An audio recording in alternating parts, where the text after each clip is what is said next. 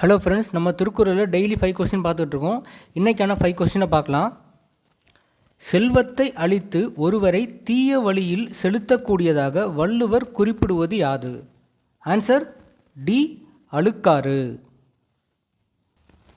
உயிருக்கு ஊதியமாக வள்ளுவர் எவற்றை குறிப்பிடுகிறார்? ஆன்சர் ஏ, ஈதல், இசைப்பட வாழ்தல்.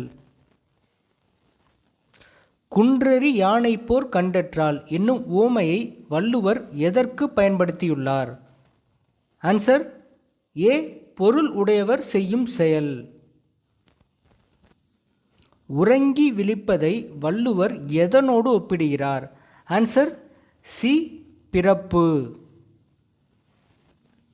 டேஷ் உடைத்தாயின் இல்வாழ்க்கை பண்பும் பயனும் அது.